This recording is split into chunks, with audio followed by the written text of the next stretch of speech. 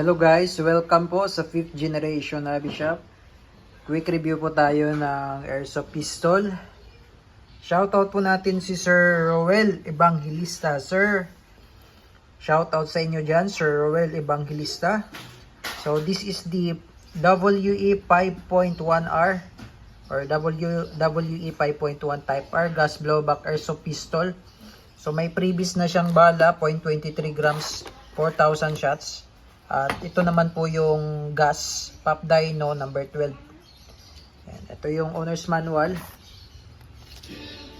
This is WE made in Taiwan po. Ayan. Airsoft pistol 2011 high kappa 5.1. Ayan.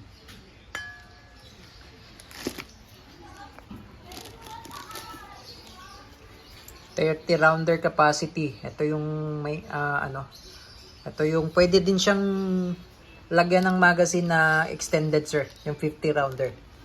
Ayan. Ito yung markings sa slide. Ayan. Made in Taiwan. Naka semi magwell na siya. Tapos beaver tail safety, ambidextrous manual safety. Ayan. Safety on.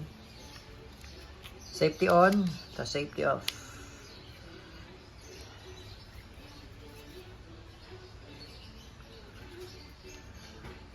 High kappa 5.1 Type R. Gas blowback airsoft pistol. Ayan. Pwede mo siyang lagyan ng flashlight, sir. Meron siyang Picatinny rail.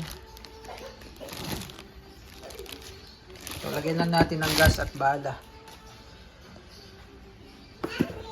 So, ito po yung magazine niya, sir.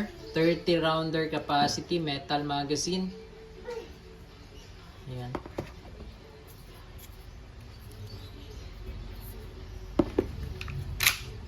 Check natin, sir, yung safety. No? Iaangat nyo lang, sir, para sa safe. Tapos, baba para sa safety off. So, angat nyo, safety on. Baba, safety off. So, yan po ay ambidextrous. Kita nyo po, magkasabay po yan kabilaan. Yan. Safety on. Safety off. Yan.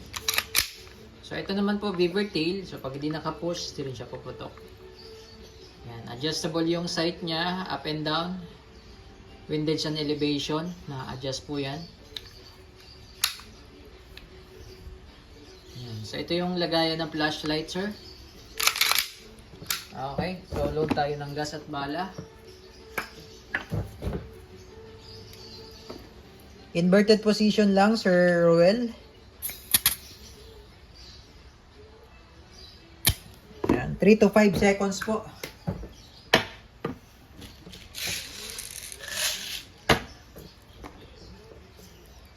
.30 rounder capacity, sir, pero we suggest 15 lang lagay nyo, sir, para yung spring hindi agad lalambot. Sir. Double stack po yan. Kailangan walang spacing, sir. Para hindi mag-misfit po yung bala. Okay? So, again, shoutout po kay Sir Roel Evangelista. Testing, sir.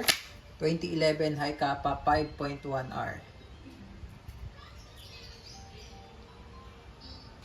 Okay, testing po, sir. 5.1 Type R. Gas blowback airsoft pistol. Firing.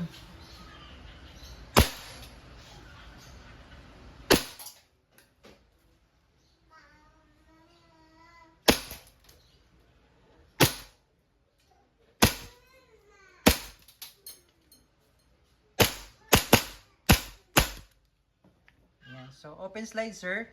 So, ang gawin nyo po, release the magazine. Tapos, huwag nyo pong idadrop yung slide katulad nito. Yan yung karaniwang ginagawa po. So, para maingatan po natin yung slide, huwag nyo pong idadrop. Okay, otherwise, ang gawin nyo po, alalayan nyo lang po. Yan. Hammer down.